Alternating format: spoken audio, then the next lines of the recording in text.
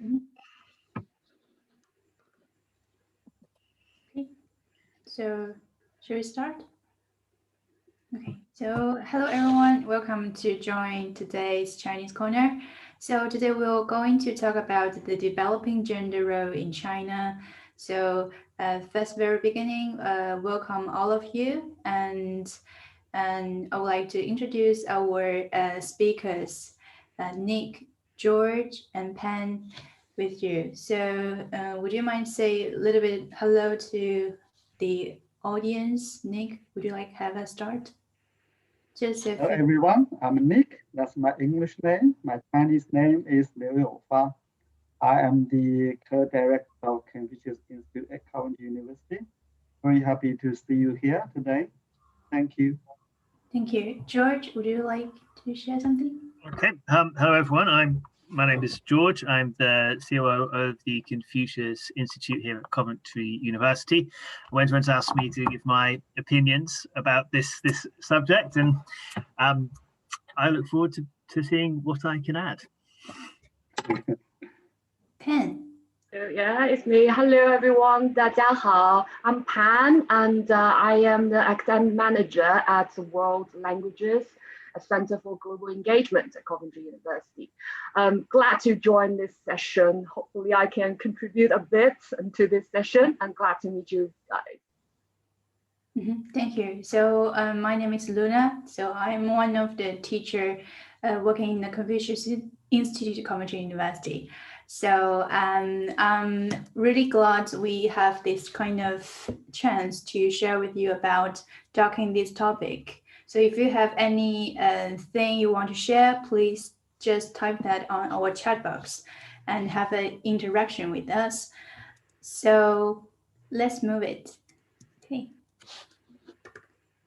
So, at very first beginning, George, would you like to tell a bit more about our Confucius Institute? Okay, thank you very much. So just before we get into the major topic, a brief introduction. The Confucius Institute here at Coventry University is a group that is funded by a non-profit in China, and our mission is to share Chinese language and culture across our region, which is the West Midlands. One of the main ways we do this is through providing Mandarin Chinese classes for all abilities, which are supported by the promotion to the HSK classes. We also work HSK exams, and we also look to support local schools, community groups, and local businesses with links towards China and cultural and language support however we can. If you are interested in getting working with us, or if you have any inquiries, please email us at this address here, confuciusinstitute@coventry.ac.uk. And if you are interested in finding out more about what we do, you please follow us on Facebook, Twitter, Instagram, all of which are at Confucius Cov Uni. Thank you, Luna. Back to you. Thank you. Very clear and very professional. So, for today's topic, so I want to just get started from this flower. So in Chinese, it's called 康乃馨. So this is very popular flower, so which will show on the National Women's Day, 3月8号. So the Women's Day in Chinese is called 妇女节. And it's more popular or more fashion to call 女神节. Pen, could you please tell us more about this difference between these two words? One is it's a more formal way to say that. I would say 妇女节, and 女神 literally translated is the goddess.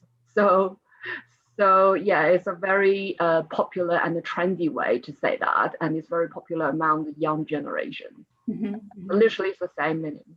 Yeah, so that's right. So if we look for these two differences for the different words, we'll find a developing attitude to women's, more respect to them.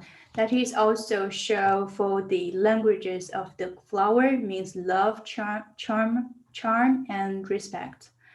So I remember when I was very young age, at a very young age, I will buy this kind of flower to my mom each year.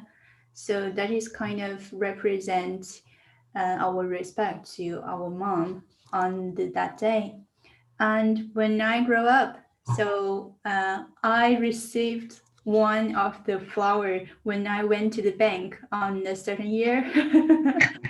So it's quite interesting. So at the very beginning, I send the flower to others, but when I grow up, I will also receive kind of flower.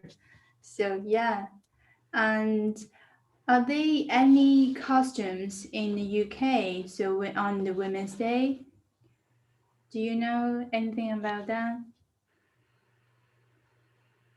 Well, George probably can answer that question. So I think for us growing up, it's not, and again, just to clarify, I'm not a woman, and I think it's worth being seen. So from my point of view, I may have just missed it. I don't believe that there are some large or expected things that should be done, but across the UK, there are exhibitions, there are theatre shows, there are talks, there are workshops, and there are things like this to try to again promote awareness of the inequalities that still exist around gender roles, and whether that's professionally or societally. Yeah, so during the day, I think in China, lots of business parties will celebrate this kind of connect to commercial thing. So they will send flowers, and also for some institute or some group companies, they will give their staff, which is female, give them some certain gifts actually.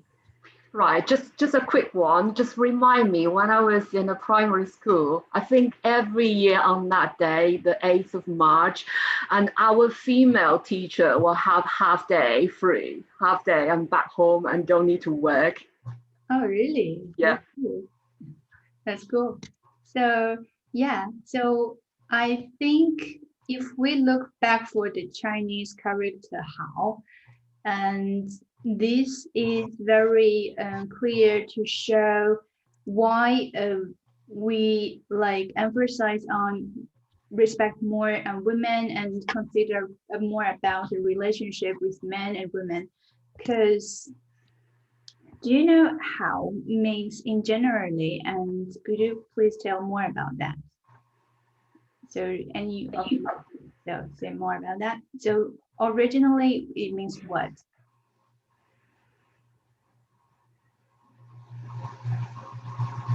Okay, I can take this one then.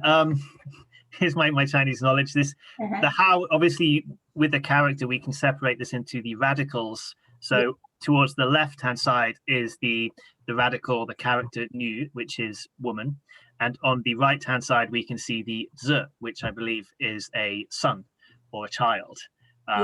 That's strictly son. So one way we can look and interpret this is that the idea of Hao, which means good, so good would be woman and child, or perhaps woman with a son, particularly, I think, in this case. Yeah, that's totally right. So if we look back to the character from the left side, shows a woman, and right side shows a man.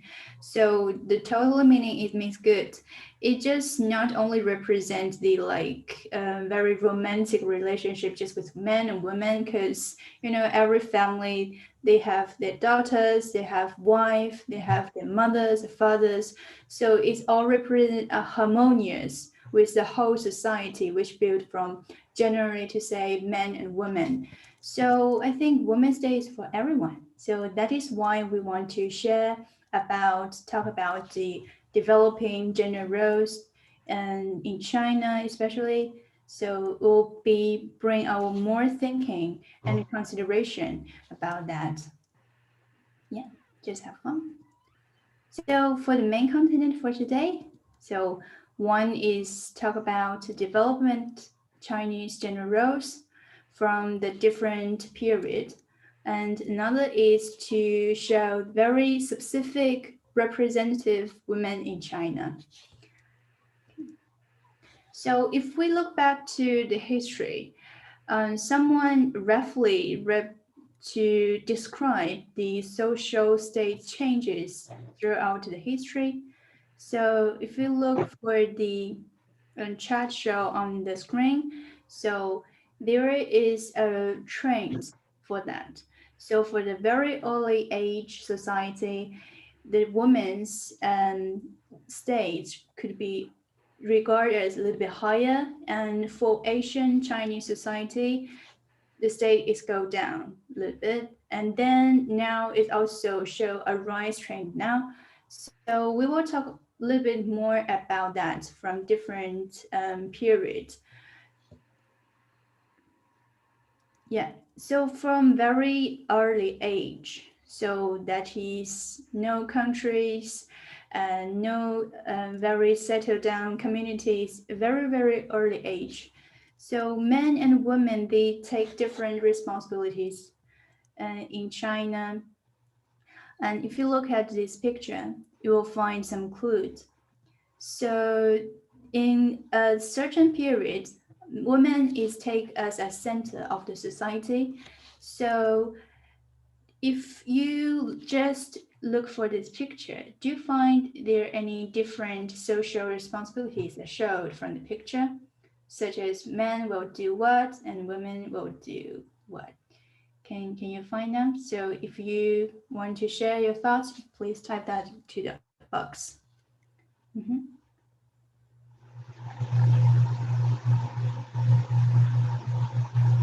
Yeah, so as the picture showed, so mainly the fishing, hunting, and also the defensive bits, this kind of actions is taken by men. And for women, cooking, sewing, nursing, and children care.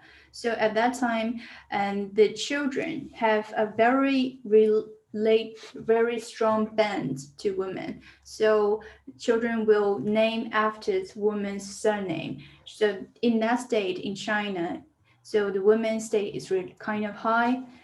But however, with the development of the society, people getting to settle down and good to have a more settled life. So this is kind of transformed to a main dominate society, which is take a very long period in the history of China.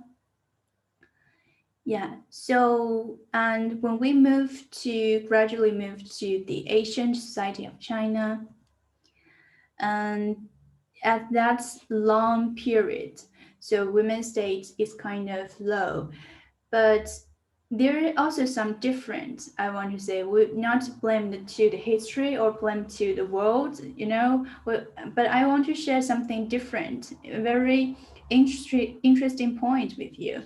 So take for the town society, for example.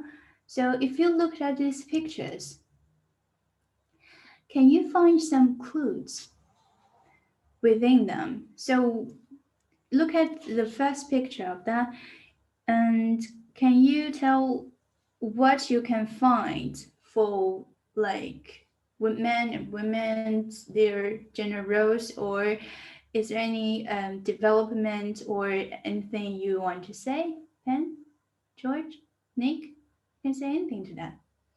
This is a painting for show the life in Tang Dynasty. Well, just looking at this, obviously, I'm assuming that it's not so clear, but most of these, I say, are they women on the horseback? Mm-hmm. So obviously one of them has a small child.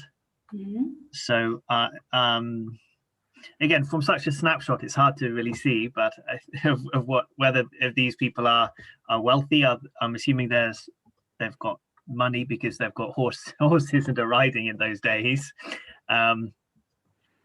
Are those men on the outsides? I don't know. I can't see anything specific about this picture, but I'm sure you can tell us something. Yeah, so for generally speaking, for the Asian Chinese society, women take more their time staying at home. And so for education, entertainment, and other business, it more ruled by men. So but for this picture will show that women take more part to go outside activities, also the riding on a horse, which is really like a revolution, in fact. So that is very related to the development of the society back into the history. So Pan, would you tell our audience more about how and what happened during the society and during the history period? Why will be like that? I think just a bit of the background knowledge of during the Tang Dynasty, and is the climax of the culture and history, education, every aspect of the society. And that time, and Chinese emperor was the top in the world. And the emperor, during that period of time, several emperors, and emphasized on a lot about the power of the woman, and also, yeah, the exchange between other countries. Yeah, so by that time, yes, everything is being developed really in the very high standards, and of course, alongside the woman's power, it becomes, yeah, important. And also that time, there is a very first empress, Wu Zetian. That's the very first one, first female emperor, and happened like become the emperor in that society. And yes, so she is the first one and also the last one, I would say. So by that time, so probably Wenjun, you can mention about that because you prepared this slide. Yeah. So we will talk about the Tang as dynasty. We must want to show and talk more about this very specific ancient emperor, the only female emperor, which is for official regarding she's really great actually.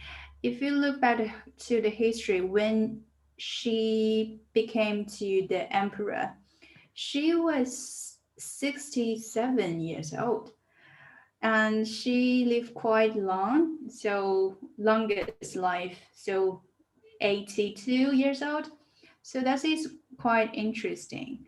So yeah, and for in the past time, in the Asian time, a woman can be to the top for the whole country, which is unbelievable. So yeah, could you please tell us more about her? Do you know more anything you know about her, or you can share something from her side with our audience? Please do free to talk about that. Well, me, anybody, anyone. Yeah, George, Nick, would you like to say something for that? Nick, are you there? Yes, I'm here. Mm-hmm. I'm listening.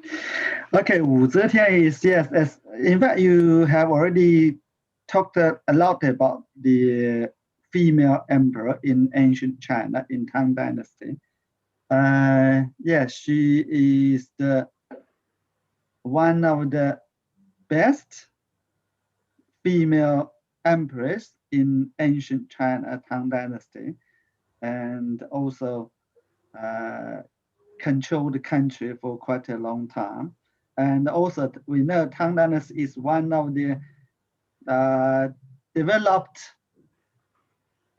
period in ancient China. Okay, so that I was told, or from my reading, a lot of people from different countries come over to China to learn the history, to learn the culture, to learn developed science from China. That is something I know about that, about the female empress. Yeah, and she actually managed the country very well. And during the time, the mind is more open. So not only for trade for other countries, for the whole country, the whole nation, people seems to have a more rich and good life from the whole world. Yeah. And I just Yes, remind me something. And because of this development of exchange between foreign countries, especially in the Middle East that time, and Silk Road was really developed over that period of time. And also there is a Southern Silk Road and to the Indian and Thailand over there. And she also emphasized a lot about Buddhism. So like by that time, Buddhism was really popular and developed in the ancient Chinese emperor. yes, that's right. Thank you. And I do have, so when we're still on Wu Zetian, there is one question, obviously, when we look at, again, developing gender roles across a society, while it is interesting to look, so we have an example of a female leader. In this case, she was a very isolated example, no matter what she did. So how do we know, how did having a female leader affect society as a whole in China? Do you think that this would have led to more women reaching positions of power? For example, obviously, this was a feudal system where there were lords, there were ladies. So do you think that this would have had an effect that would allow other women to raise to power? Or is it easy to simply say, well, we have a female who's the leader, we don't need to worry about the rest? What's your thoughts on that? I think for me, because the background of the society and also the history, so the dominant part is take for the men for a very, very long time. So that is, she's just like, how to say, a shining star, very short period of sparkling in the history of China. So that will be indicates people may have more opportunity, especially for women in the future. But this period is quite short, but it's really representative. Yeah. And is there any chatting box people say their opinions there? The latest one we have is from Marco. I think going back to the traditions around Women's Day in Italy, there was a strong tradition of men presenting women with a bunch of yellow mimosa flowers, including sons to mothers and students to female teachers, which Marcus also says that it noticeable when coming to the UK that this is not something that we do. So I think that's very thankful for that. And again, if any of our speakers do, if any of our attendees do have questions about the comments, we are always more than happy to share them. So please feel free to write them into the chat. Yeah, if you are interested in the history, Chinese history from the back, so you can look for some documentaries. Also, lots of her history and stories for the drama, movies, books about her. So you can look for that on YouTube and look for some references afterwards. Hope it will give you a little bit spark points. Okay, so after the Tang and Zhou dynasty, Song is also run a very good society and also very development dynasty. If you look at its old paintings from Song dynasty, you will find some interesting point. Women and men, they are sitting on the table together. It seems like they have kind of similar states during the time. And from the history, so women's mostly take the home family affairs, right? But during the Song dynasty, not only just families, they do lots of things, economic, public affairs, such as for the law things. So during this this dynasty, lots of revolution occurs. So, and also another painting you must know it very well, already know that It is a Chinese painting which is painted by a very traditional famous painter called Zhang Zeduan. And this painting is super long. It is more than 500 centimeters long, very, very long length.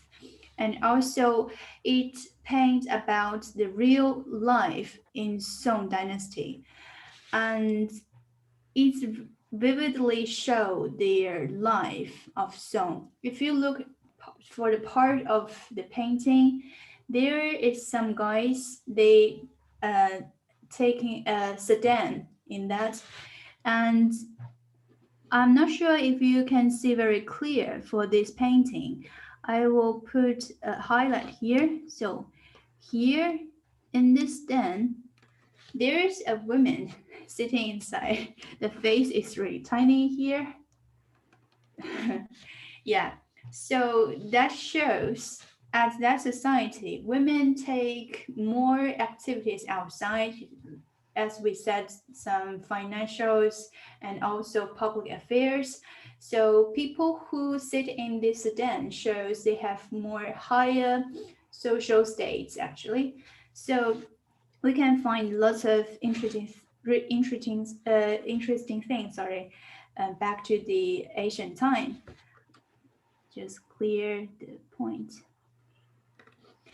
Yeah, and also I want to share a very famous woman during the death period called Li Qingzhao. Okay, sorry, but I'm going to jump in because we have a question from Marco. Before we get too far away from Wu Zetian, we've been asked, is Wu Zetian remembered publicly on March the 8th?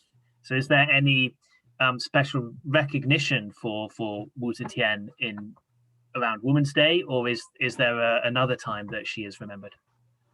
You mean any like memorable day for her? Mm-hmm. I think officially not, but lots of people regard her as a very like specific and also a brave female among the history. And I think she's kind of our remarkable star for lots of people. Even the history is getting back a long time, but she's still shining to now. And yeah, and also lots of historical experts just research about her life. Anything on the chatting box? Well, that was on the chat box from Marco. He says thank you for coming. Yeah, thank you for the question. Yeah. Okay. So yeah. So for this for Li Qingzhao, so she is really high educated at that time. So you may know even at this dynasty for Song, people's like women's status is still relatively lower than men actually. So for education, for lots of things, they may not that fair to these two groups. But Li Qingzhao is really talented. She writes many 词, which is super beautiful among that time and also relates still occurrence to nowadays. And there is a representative works from her. So, and there is also an English translation. The languages is really beautiful. And would you mind, George, would you mind I read the Chinese version and you read the English version for our audience? Just have fun. You ready? Yes, absolutely. Okay. 寻寻觅觅 Wandering here and there, vacant-hearted, 冷冷清清 in a house so cheerless, so lifeless. 凄凄惨惨戚戚 I feel so dejected, so depressed, and so downhearted. 乍暖还寒时候 And the bickering season between the warmth and coldness 最难将息 is the most stickering time to pass. 三杯两盏淡酒 How can 2 or 3 cups of insipid wine 赠敌他晚来风急。 Subdue the evening wind's whine. Yeah. So thank you, George. So this why we want to read the sentences for you is just listen the tones and rhythm of the Chinese version. You will find lots of different with the English translation, but itself for literally literature points, it's really beautiful. And also you can find she is having a very thoughts about and talent for that area, and she is even drinking wine. So that is also show the women's life is kind of better among the history. And for the Ming and Qing dynasty of China, which is called like similar to a dark time. So at that time, women have very little rights for lots of things. So yes, and which is really sad among the history. But I think because there is a lowest point, they must be growing in the future. And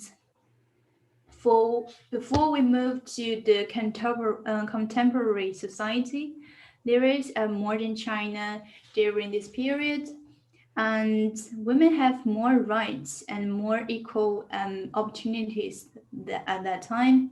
If you look at for these photographies, you'll see lots of women, and they wear very bright and very beautiful dresses. Pen, could you tell us more about these dresses and why you like that and why it caught about region and thing? This is literally okay. A lot of like misunderstandings between this dress. A lot of people claim this as a traditional Chinese dress. Actually, it's not, and it got strong influence by the Western dress and to show the shape of the woman. So you can see it's very tight, but embedded a bit of the Chinese culture in it. For example, the button and the collar. Okay, this is all from the traditional Chinese. I would say the clothing design. Because during this period of time, and there is a strong influence of the West, and especially the communist movement or the socialism movement. Of course, its impact influenced a lot in China at that time. So especially during the early 30s, and there is a lot of exchange between the West and to Shanghai, this on the east side of China. So they brought this and also bring this kind of the attitude of the woman, the power of the woman, and to the society, and somehow it's a modern, it's a way of influence of the Chinese modernized, and that clothing dress is called qipao, and qipao is, as you said, is like a reform about part of a kind of tradition and Chinese dresses from the Man nation, and also reform for shaping the body and show that is another revolution. So women will show more about their real beauty in nature, and they're very confident. If you look for their faces and they're laughing, they're really confident to go outside talking with people. So during the time, women are shining, lots of people are shining in different areas. And we have a like research about the back to the history. There are many women, they are very successful in different areas such as the education and medical and also law, literature. There was a writer and singer and lots of things. And back to the left picture, if you look for the tiny flag in the right part, it seems like American flag. So during the time, as Penn said, lots of country culture were mixed and open to China. So during that time, there's a burst for the whole society, and many new and great things was happened during the time. And yeah, things are getting better and better. For that time, I want to emphasize woman called He Xiangning. She actually is to she's the founder of New China, and also she is the innovator of the Women's Day. So for her efforts, so Women's Day is officially regarded to a celebration and representative for the whole country, which is linking to the national world. And she done a great job actually during the time. Yeah. And now is the back to nowadays. So, and the new China was built in 1994, and now we seems like we can find more and more women. They very work very actively in different areas. They got more opportunities. They got more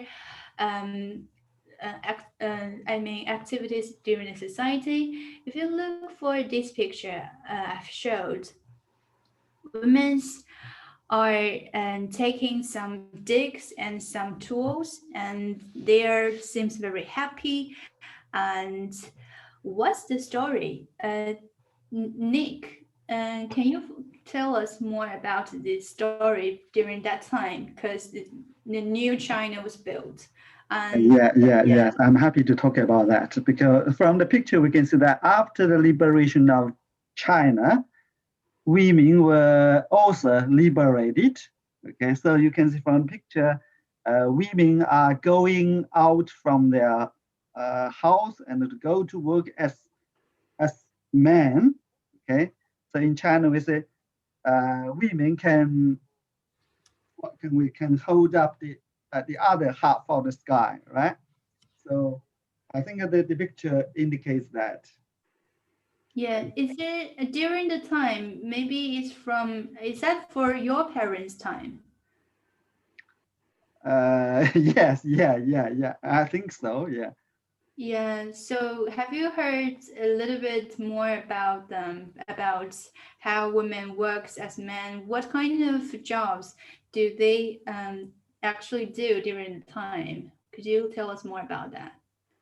Yeah. During that period, that means after the liberation of China, as I mentioned just now, women used to stay at home to do housework, to look after children. And after liberation of China, women were also liberated. So after that, women can also go out to work as men. And I think that is the difference between women before liberation and women after liberation. Yeah. And also this saying, women can hold up half of the sky, is by the first president of New China, Mao Zedong. He not only said this word, actually we have lots of policies to protect and offer more opportunities to women. And actually he is encourage women to be politicians, to have more rights and more saying and stand for women. And I think that is a great effort to how to protect and to help the society is getting better. I think just by that period of time, sorry to disturbing. Please. So just by period of time, okay, so it's just after the Second World War, and the whole world is in that movement of like liberation. So not only just China and everywhere around the world, and the emphasis of the women, the power of the women, and the gender equality. I think it starts from the time, and Mao, of course, is being strongly influenced by the Marxism. That's why. Yeah. If I may, I do have a quick question about this, because this is an interesting area, an interesting topic when we look at equality. This idea that, again, Previously, women are taking on the roles at home to do the work, to look after the homesteading, as we always sort of fall back on, child rearing in those days, no doubt, fixing clothes, keeping things clean, cooking, doing all these things. And then now there's an expectation to go out to work. So they have the change in roles, the developing roles. They have, in fact, more to do now if they're going to go out to work. So what were the changes for men to help support this, to support women going out? Were men encouraged to take on half of the work in the home? Was there any expectation for men to come in and take a greater role in childcare and home life? Nick, would you like to say something for that? Yes, I think it depends. In some homes, women decided to go out to work. At the same time, they still had to do the housework. So that means more burden on women. Okay, but in some families, of course, some men became to share some of the housework at home. I think that is a kind of, how can they balance housework and work outside home? I think it's sometimes difficult for women to balance that. There is definitely a conflict even towards nowadays, and there is a lot of arguments about whether the woman is going out to work, but it should, as George said, should men take half of the housework at home? Because this society is still strongly influenced by the Confucianism, and so as Nick said, it depends. Okay, depends on whether they're understanding the equality of the woman and man, and depends on their understanding. The role of each gender is equal, and some of the family is okay with that, some of the family is not. They're still arguing, including my friends now. Yeah. So for my George, you muted.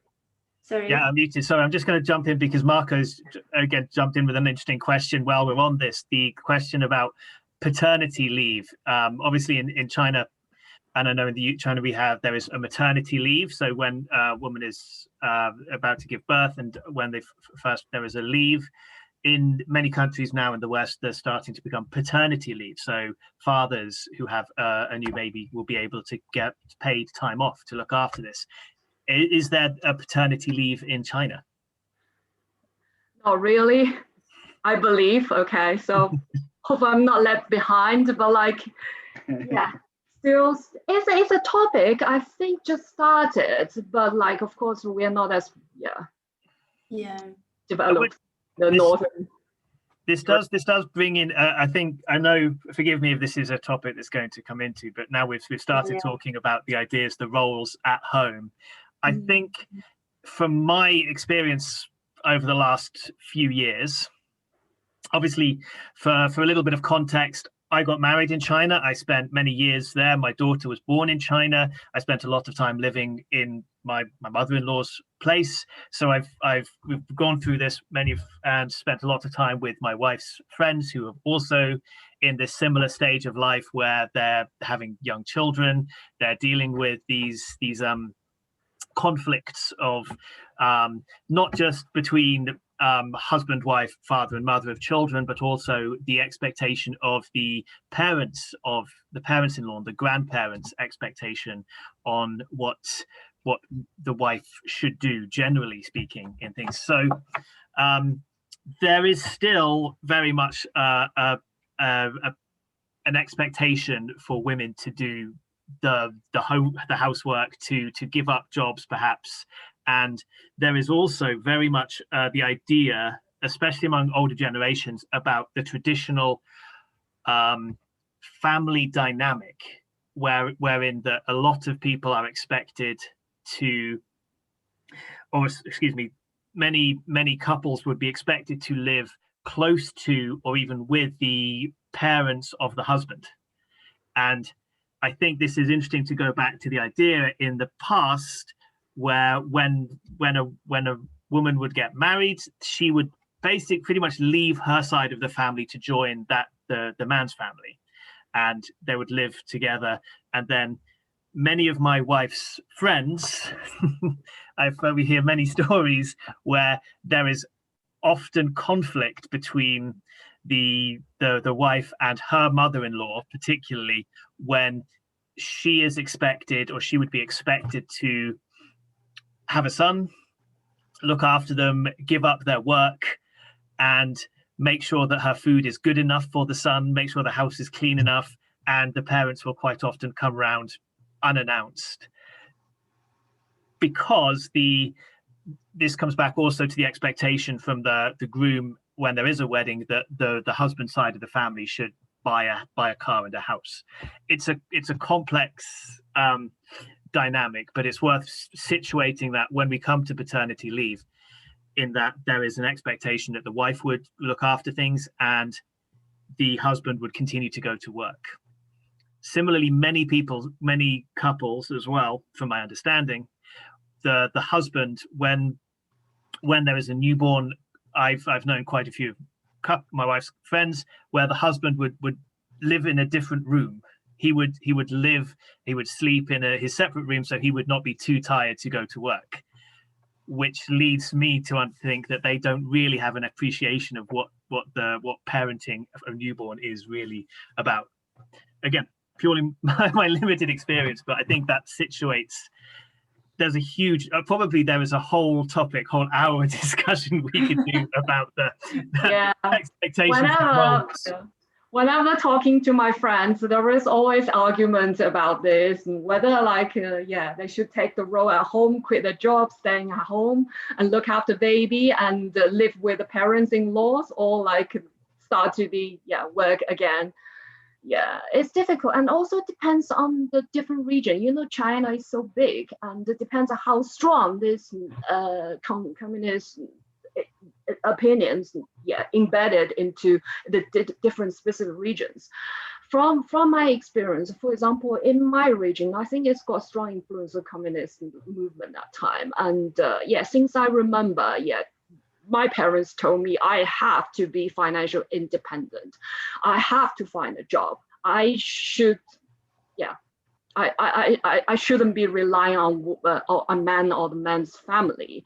But whereas when I study in the southeast of China, and seems it's quite normal to be a housewife at home, and the society in that specific region accept that this traditional Confucianism, behavior. It's interesting. Sorry, I just to jump in, but this reminds me. I know as well. Similarly, for perhaps the southeast of China, there's also an expectation for many daughters to find a husband from their hometown. Yeah, I think that's something that we found. A person who literally their parents moved across to a Western country, their daughter grew up through the Western system, but was then still expected to go back to I believe it was Nanjing, or a place near there, to find someone there to marry and live with, which was somewhat interesting. Yeah, I find this topic is quite interesting because lots of families and people who are kind of affected by the whole history and also whole society in the past, and also it may change, and also very very special for each cases in each nation, each country, and each city. So that is really, really complicated joined together. And so I think we have more topics later on, so just move it. So so things is getting better, right? So could you please tell us, our audience, or just share your thoughts about, do you feel, or which areas you can feel about the real development in gender roles, and just as a present? So there may not lots of good things happening all the time, but they must have some points which is really good development. Yeah. Nick, would you say something first? Let me come back to the roles in the family. Okay. I also would like to say that it depends on different family situations. But in China, normally, people, this kind of idea are still very popular.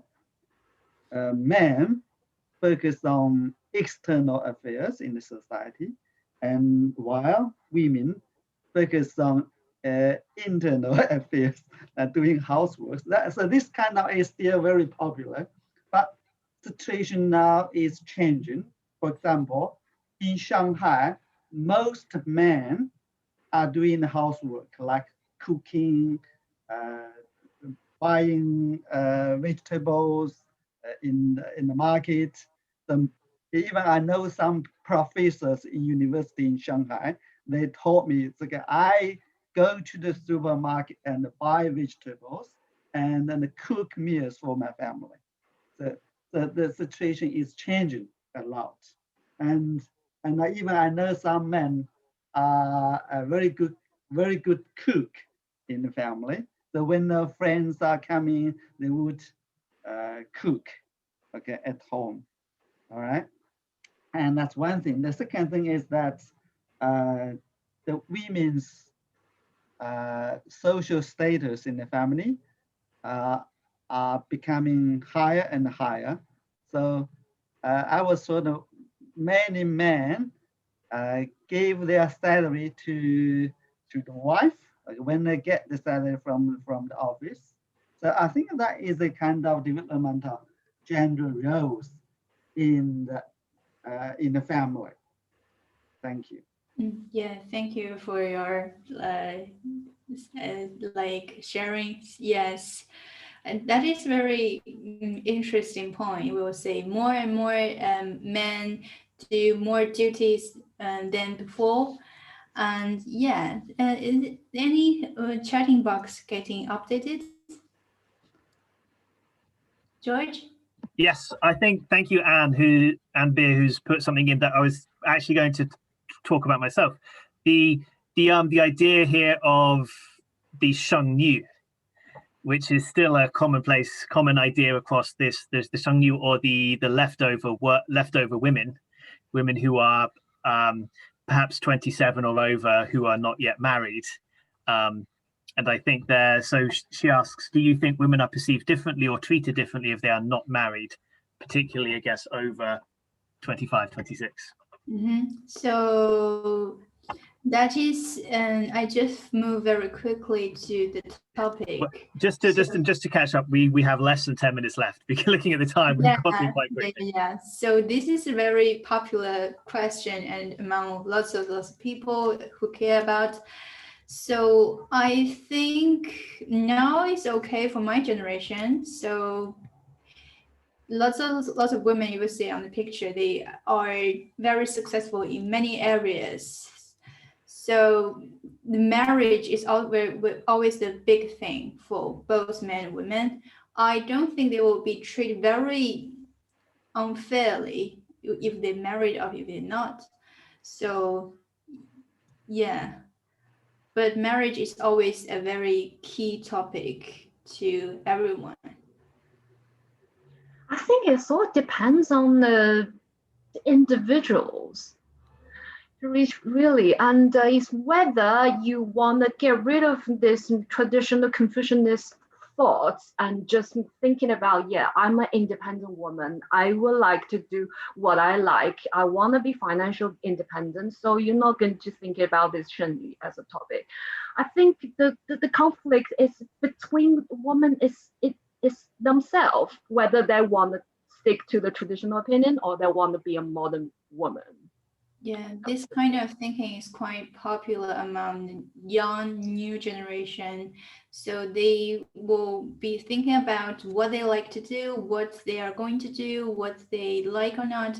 So it will be show more about how the society is developed and how the country is getting more and more fair to, because when they're thinking about this question, it shows they have more rights, opportunities to reach to these points. They can choose because they have this opportunity. They can find out which one is their like. Yeah.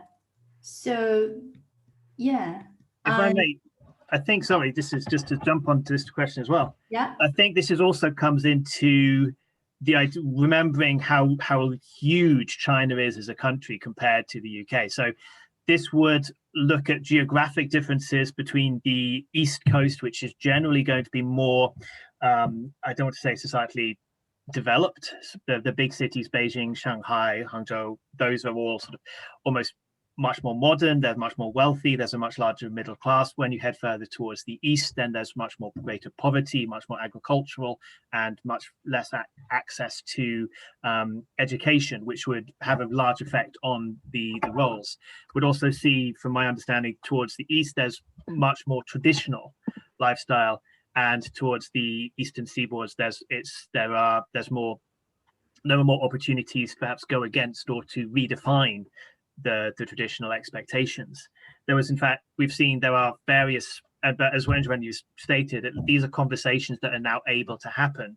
There was a TV show that I used to watch in China about the daughter of an influential, whose mother was an influential doctor and from quite wealthy in Beijing, but she married a chap from the countryside, and his father actually moved in because he thought the wife wasn't doing the job, doing enough to for the husband. And I think that was an interesting, the idea that when you're looking at pop culture is able to examine these roles from such a way is indication that things are happening.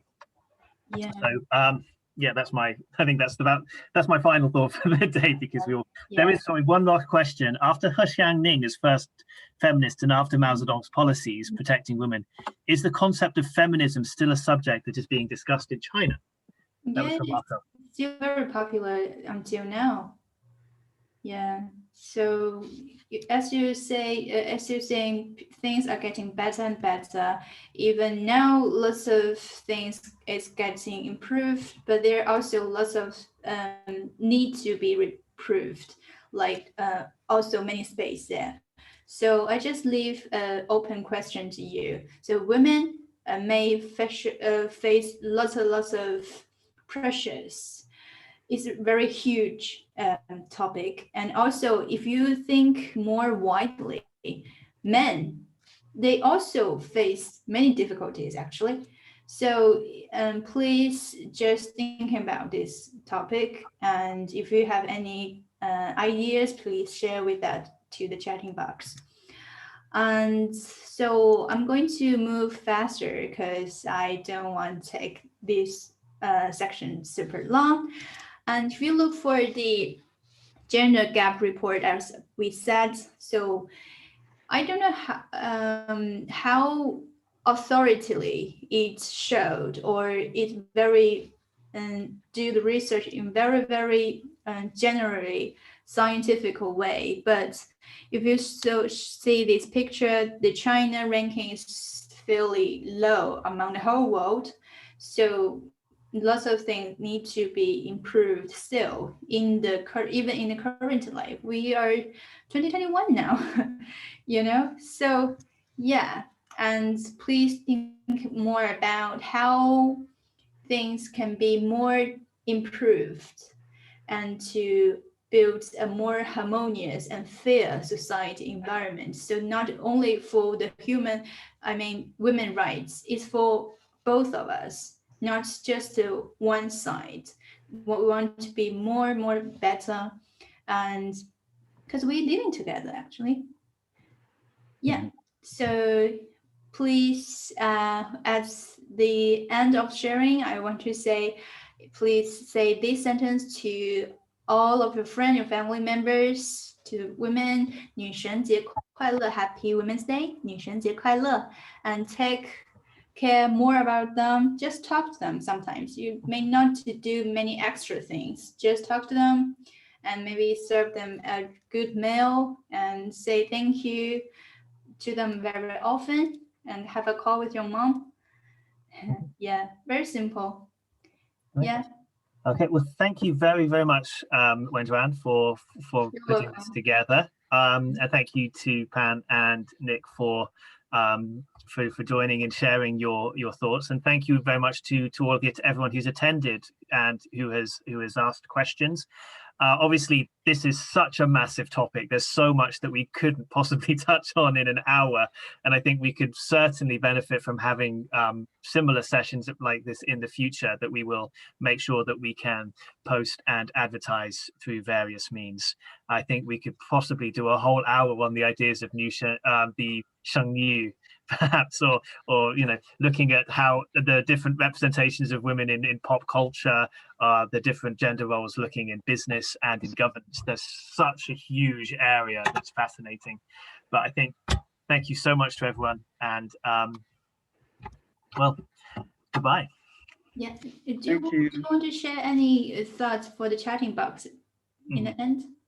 At the moment we have thank yous from Marco from France, and Marco says Nushanjia Kuala, and Beer and John Carter would answers would be hopefully interesting. Perhaps we can have some more discussion about this in the future. If this is an area people are interested in, I think it would be great to I think we can see it's interesting, obviously, looking at cultures, and we can try to do some further comparison between UK and China.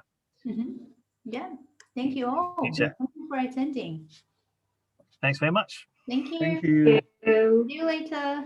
Bye. Bye bye. 女神节快乐！生日快乐 ！Thank you all. 生日快乐。